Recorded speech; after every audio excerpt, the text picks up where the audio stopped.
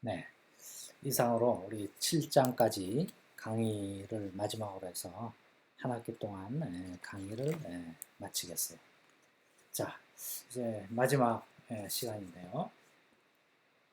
그동안 배웠던 우리 미적분학에 대해서 잠깐만 한번 뒤돌아보기로 하죠. 앞에 차례 한번 펴볼까요? 우리 제1장에서 뭘 얘기했냐면 함수에 대해서 얘기했죠. 함수.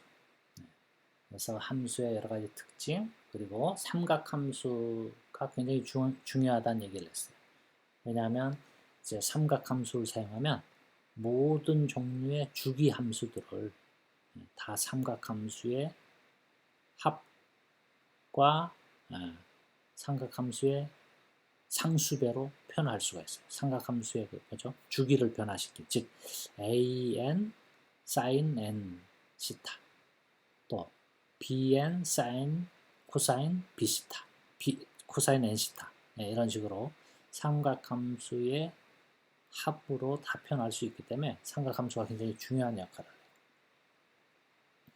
그리고 역삼각함수에 대한 얘기, 그리고 역상곡선함수, 쌍곡선 함수와 역상곡선 함수 몇 개 간단한 것만 했었죠. 그래서 함수의 극한 연속 얘기했고요. 그리고 이제 미분법, 적분법에 대한 얘기를 하는데 다시 한번 여기서 우리 미분적분학, 이 책의 제목이 미분적분학이죠. 미분적분학은 우리 전 세계 대학에서 1학년 과정에서 다 대부분 1학년 과정에서 다 미분적분학을 배워요. 이공계는. 근데 뭐 대수학이나 기하학도 많은데 왜 미분적분학을 배우냐? 그 얘기 했었죠. 왜 그렇다고요? 미분적분학은 움직이는 걸 표현할 수 있다고 그랬어요. 변화하는 거, 움직이는 걸 표현할 수 있다. 그래서 여러 가지 변화하는 양, 움직이는 양을 다루는 그런 학문에서 아주 기본적인 수학적인 모델을 해주고, 그러니까 수학적 모델이 되니까 과거와 현재의 값을 대입하면 또 모델을 만들 수 있고, 그 모델로부터 또 뭘 할 수 있어요? 미래를 예측할 수 있다는 거죠. 그래서 수학의 가장 중요한 특징 중에 하나인 미래를 예측하는 데 사용할 수 있다. 그래서 여러 가지 실험실에서 얻어진 데이터로 새로운 걸 예측을 한다 할 때 필요한 학문이다. 그래서 물리학, 공학, 화학, 생물학, 다양한 분야에서 미분적분학이 사용되고 있죠. 그래서 이 미분적분학 이론은 17세기경에 뉴턴과 라이프니츠에 의해서 개발이 됐다고 그랬어요. 뉴턴은 천문학, 그래서 별들의 움직임을 관찰하면서 그 움직임을 기록할 수 있는 새로운 도구를 찾고 싶어서 시작한 게 이와 같은 미분적분학 개념이에요.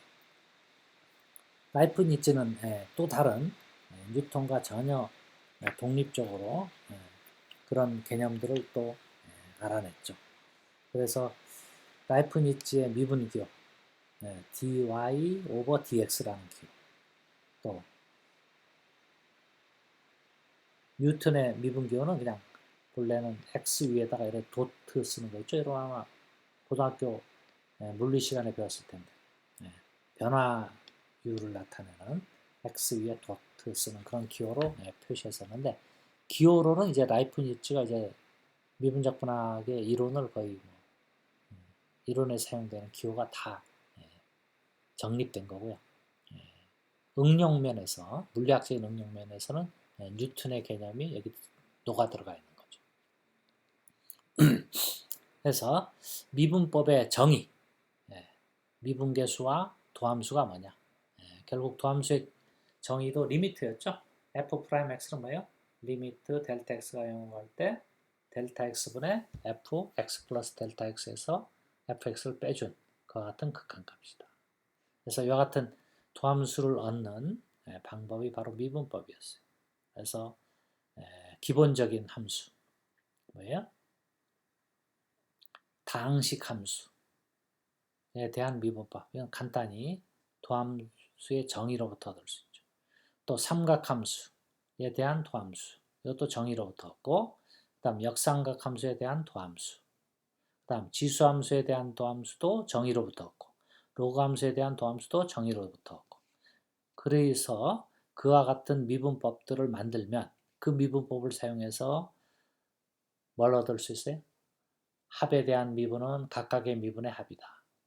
또 곱에 대한 미분은 뭐 곱의 미분 공식, 다음 나눗셈에 대한 미분 공식, 그 다음 합성함수의 공식 등을 사용해 가지고 여기서 얻어낸 이와 같은 기본적인 정의로부터 얻어낸 함수들과 결합해서 굉장히 많은 함수들을 미분할 수 있죠. 그래서 쌍곡선 함수와 역쌍곡선 함수도 마찬가지고요. 곡의 도함수도 마찬가지로 구할 수 있다 하는 얘기를 했고. 자, 그래서 뉴턴과 라이프니츠가 처음에 얘기한 것처럼 여러 가지 변화하는 것들을 도함수로 표현할 수 있죠. 그래서 가장 좋은 이론 중에 하나가 근사값을 표현하는데 아주 강력하게 사용된다. 다음 최대값, 최소값을 구하는 데도 사용된다. 평균값의 정리라는 이론적인 굉장히 중요한 정리가 있는데 이게 또 근사값 하는데도 사용됐었죠.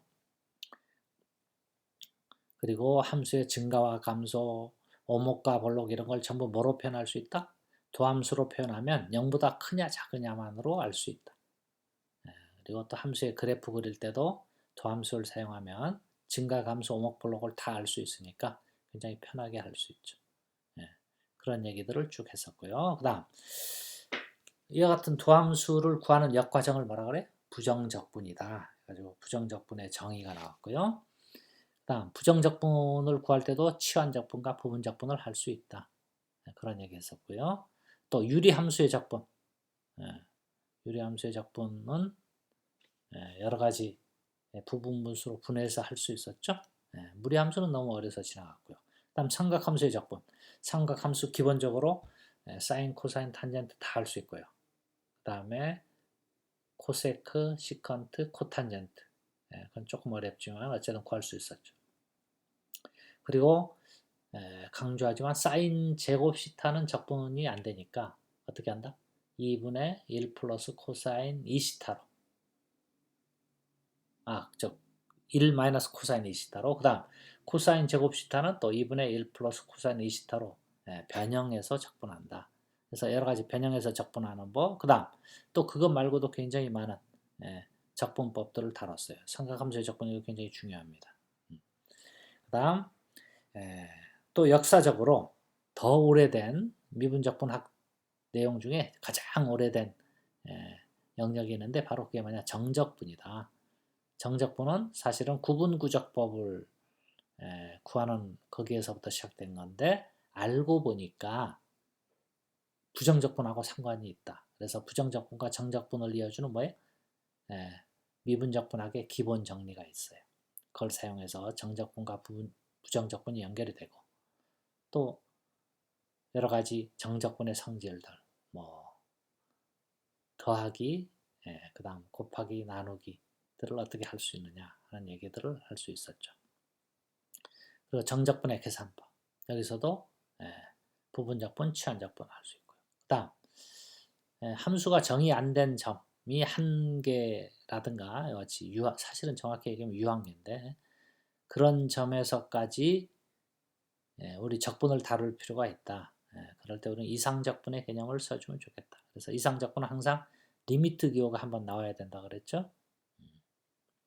다음 5절은 지나갔고요. 그 다음 정적분의 응용으로서 기하학적으로 두 곡선 사이의 넓이, 또 부피, 그 다음 곡선의 길이, 회전곡면의 넓이, 뭐 이런 얘기들을 쭉 했었어요. 그리고 마지막으로 7장에서 좌표계에 대한 얘기 했었죠. 직교좌표계, 극좌표계, 또 3차원에서는 직교좌표계, 원주좌표계, 구면좌표계, 원기둥좌표계, 원기둥을 한자어로 원주라 그래. 원기둥좌표계, 구면좌표계 이런 것들이 어떻게 표현되는지, 그들 사이에 어떻게 변환이 되는지 하는 식이 있었죠. 그거 꼭 알아둬야 되고요. 그다음 그거 말고 또 물리학에서 시작됐던 어떤 점의 위치를 시간의 함수로 봐서 x의 위치를 ft, y의 위치를 gt로 해준 이 같은 매개 변수 방정식도 또 다른 표현법이다. 그리고 매개 변수 방정식을 그냥 극좌표나 직교좌표로 고치는 그와 같은 여러 가지 변환법도 있었죠.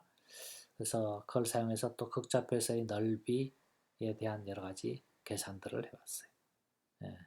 7절, 8절은 너무 이론적인 거라 생략했고요. 그래서 한 학기 동안 쭉 이런 얘기들을 했는데, 자, 가장 기본적인 거, 미적분학은 뭐다? 변화하는 양을 표현하는 거다. 결국 미분과 적분의 정의도 다 리미트의 개념이 녹아있다 하는 걸 알아두고요. 그리고 여러분 고등학교 때 배웠던 다항식, 이런 지수함수, 그다음 로그 함수만이 아니라 특히 대학 이상의 수준에서는 삼각함수가 굉장히 중요하게 사용된다. 그래서 삼각함수의 미분법, 삼각함수의 적분법, 이런 것들을 잘 알아두면 좋겠습니다. 이상으로 이제 한 학기 동안 강의 듣느라고 수고했어요.